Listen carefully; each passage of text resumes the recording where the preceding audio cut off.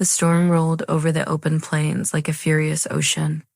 Wind howled against the thin walls of the tiny cabin, rattling its wooden frame. Inside, a frail widow named Clara Whitmore pressed her 2 children, Eli, 10, and Sophie, 7, close beside the fire. The last few sticks of wood burned low, throwing flickers of orange on their worn faces. It had been another harsh winter in the outskirts of Wyoming. 1894. Since her husband died from fever the previous spring, Clara had done all she could, mending clothes, cleaning for neighbors, even trading baked bread for milk, but work had grown scarce and hope was thinning fast. Then, through the screaming wind, Eli shouted, "Ma, there's someone outside." Clara froze. No one traveled during a blizzard unless they were desperate or lost. She opened the door a crack, the cold slapping her face. Through the snow, a dark shape lay slumped over a horse that had stopped moving. Without hesitation, Clara rushed out, her shawl whipping behind her. Eli grabbed the lantern. She called.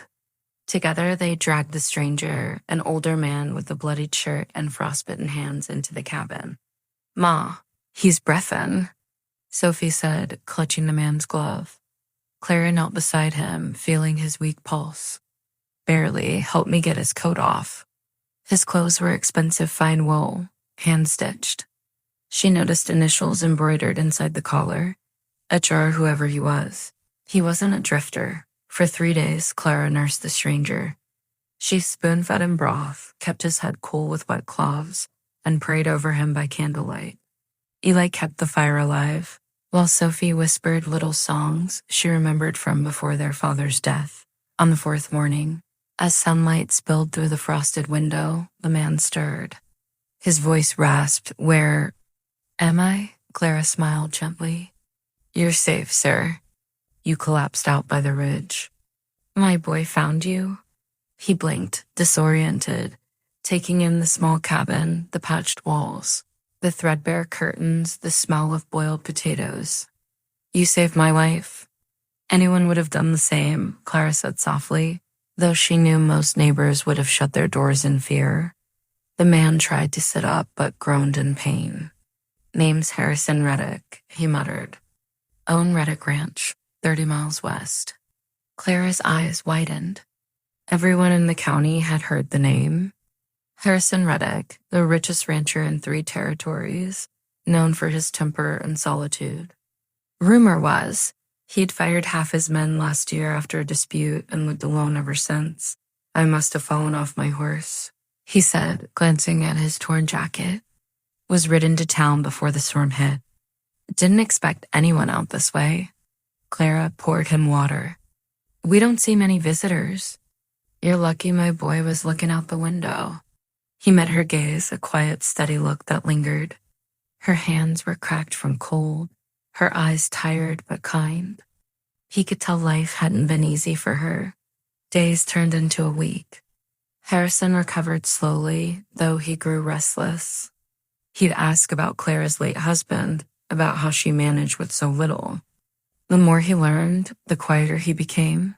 One night, as the children slept, he said, "You ever thought about leaving this place?" Clara looked at the fire. "And go where?" "The town wants money for rent, food costs twice as much, and folks don't look kindly on widows with mouths to feed." He nodded, jaw tight. "You've done more with nothing than most do with plenty." When he was finally strong enough to ride, he asked, "What do I owe you, Mrs. Whitmore?" She smiled faintly. "Not a thing. Just promise to get home safe." But Harrison didn't leave right away. He lingered outside, staring at the small cabin that had kept him alive. The snow had melted into slush, and the children waved as he mounted his horse. Something stirred in his chest, a warmth he hadn't felt in years. Spring came early. Clara went back to mending clothes for neighbors. Eli helped chop wood for a nearby family, and Sophie tended a small garden behind the cabin. They didn't expect to see the rancher again, until one afternoon, a wagon approached drawn by 2 glossy horses. Harrison Reddick climbed down, dressed sharp as ever, but with a grin that didn't seem to fit his usual stern reputation. "Mrs. Whitmore," he called. "I believe I owe you more than I let on." Clara stepped forward, wary. "Sir, I told you before." He raised a hand. "Not payment, gratitude. I've been thinking a lot since that storm. My ranch house is too big for one man. I've got no family left, and it's gone quiet enough to drive a soul mad." She frowned slightly. "What are you a skin, Mr. Reddick?" "I'm a skin if you and your children might come stay on the ranch. I could use help in the kitchen, and the kids could go to school in town. I'd pay fair wages, real fair." Clara hesitated. Pride flared in her chest, but the thought of her children warm and fed silenced it. "I don't want charity," she said firmly. "Then don't take it as charity," he said. "Take it as repayment." They arrived at Reddick Ranch 2 days later, stunned by its size. Acres of rolling fields stretched toward the horizon, barns gleaming in the sun, and a grand house with tall windows overlooked it all. Eli and Sophie ran through the hallways like it was a castle. For the first time in years, Clara saw laughter on their faces. Harrison watched quietly, hands in his pockets, a hint of something like peace softening his weathered face. Within weeks, the ranch came alive again. Clara's cooking filled the house with warmth. Eli helped mend fences and learn to ride, while Sophie collected flowers for the dinner table. Workers who'd left months ago started returning, saying the place felt different now. Harrison began to smile more, something the locals noticed. When asked what changed, he'd just say, "A storm blew kindness my way." One summer evening, as the sun dipped behind the hills, Harrison found Clara sitting on the porch, mending a torn blanket. "You've turned this house into a home again," he said quietly. She looked up, surprised. "It was always a home. You just forgot what that felt like." He chuckled softly. "Maybe so." After a pause, he said, "Before that storm, I thought I'd die alone out here. Didn't think anyone bother burying me." Clara's eyes softened. "You were given a second chance, Mr. Reddick. Don't waste it." He leaned on the porch rail, watching the children chase fireflies. "Think maybe that second chance found me in your cabin." Months passed. The town began whispering about the change in Harrison Reddick, the man who once barked orders, now donated cattle to struggling families and built a new schoolhouse. Clara's children thrived, and even she began to smile again, her worry lines easing. One autumn morning, Harrison called the family into the parlor. On the table lay a folded paper. "I've done some thinking," he said, clearing his throat. "This ranch is too big for me alone. I've drawn up papers to make you and your children co-owners." Clara's breath caught. "Mr. Reddick, I can't." "You can," he interrupted gently.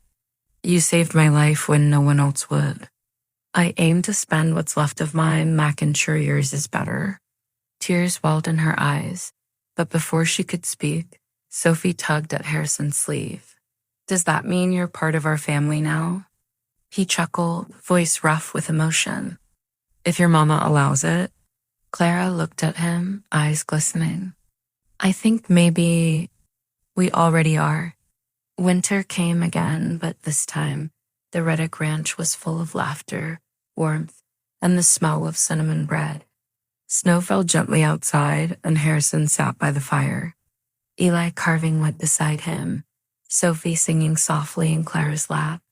He glanced around the room, the flickering firelight, the laughter, the peace, and thought about the night he'd nearly died alone in the storm. Now, life had given him something far greater than fortune, a family, a home, and a reason to live.